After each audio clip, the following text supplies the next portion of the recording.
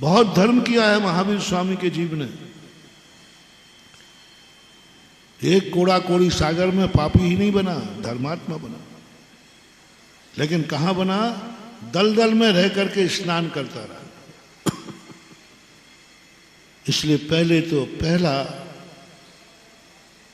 अभी इतने दिन तक अपन थोड़ा तुम्हारा मन बना रहे थे कि तुम दलदल से निकलने का भाव है कि नहीं। पहले तो ये देखा जाता है कि तुम दलदल में ही मजा ले रहे हो कि दलदल से निकलने का भाव है भी कि नहीं। पहली अनुभूति यदि तुम्हारे मन में ये हो जाए, और दलदल से निकलने के लिए योग्यता चाहिए,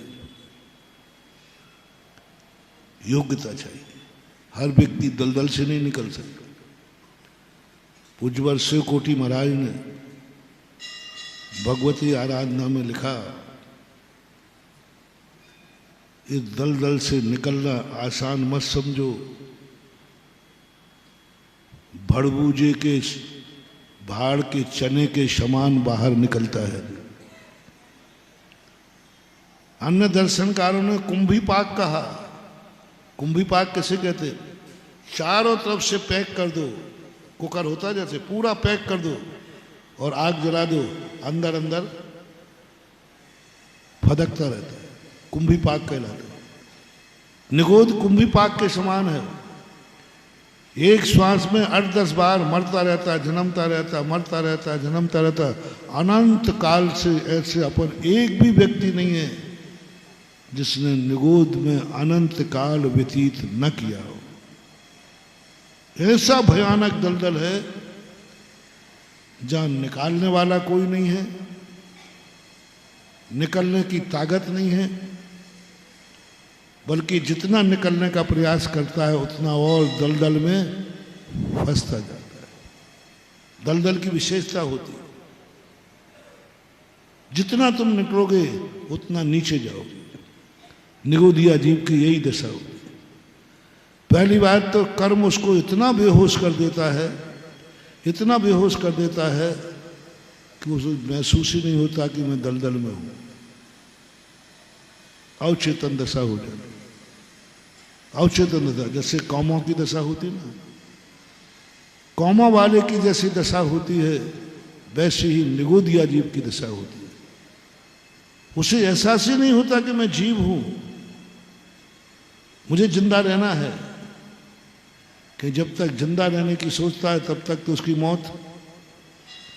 एक श्वास में 18वें भाग प्रमाण जिंदगी है। बोलो क्या जिंदगी है? अपन ने श्वास लिया ना, इतने बार में तो 18 बार जन्म गया और 18 बार मर गया। क्या जिंदगी? और अपन सब थे। उस पर दया खाने की जरूरत नहीं है। अपन लोग ऐसी दुर्दशा से निकल के आए हैं, और एक दिन नहीं, 2 दिन नहीं, अनंत काल, अनंत काल, अनंत काल बीतो निगोद मझार, ऐसा 6 ढाला की पहली ढाल में है। अनंत काल तक व्यक्ति ने निगोद के बीच में रहा, जहां अवचेतन दशा रही।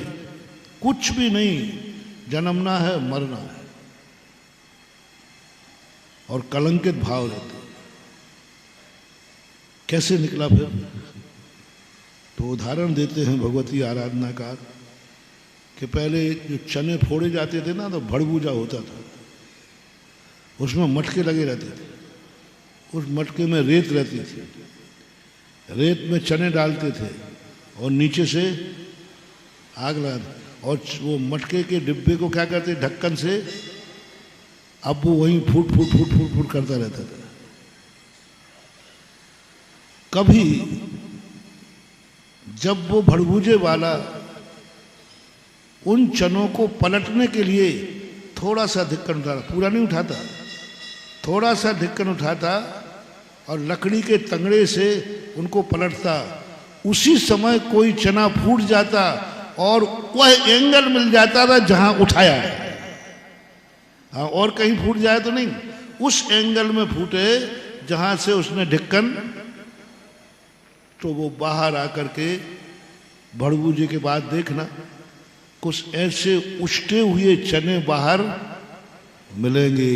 वे उष्टे हुए चने हैं हम और आप।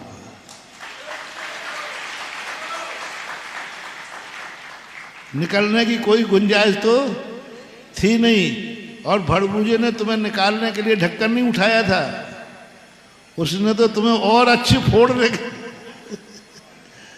और अच्छी तरह जो नहीं फूटा हो उस उद्देश्य से उठाया था। लेकिन काकताली न्याय,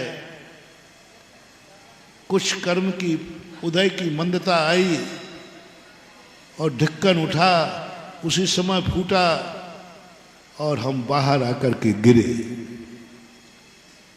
व्यवहार राशि में। 6 महीने में अनंत जीवों में 6 महीने 8 समय में 608 जीव भड़बूजे के चने के समान बाहर निकलते हैं। 608 ओनली। जीवों की संख्या कितनी है? अनंत। उनमें से 6 महीने 8 समय में 608 जीव निकलते हैं। कौन निकलेंगे? निकलेंगे तो 608, एक ज्यादा नहीं निकल सकता। लेकिन कौन निकलेगा? ये उसकी होनहार, उसकी भवितव्यता। क्या कहें, कुछ आगम में उल्लेख नहीं दिया। आगम में लिखा कि उनमें से वही चना क्यों उष्टा क्यों आया, तो उन्होंने कहा कि भवितव्यता है।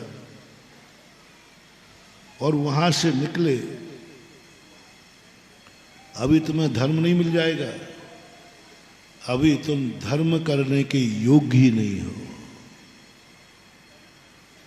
अभी तुम धर्म करने के योग्य नहीं हो, अयोग्य हो। कोई तुम्हारे लिए धर्मात्मा व्यक्ति भी तुम्हारे पास आने वाला नहीं, तुम योग्य नहीं हो। जय हिंद। अगर आपको मेरी वीडियो अच्छी लगती है तो प्लीज़ मेरे चैनल को लाइक करें, शेयर करें और सब्सक्राइब करें। Thank you.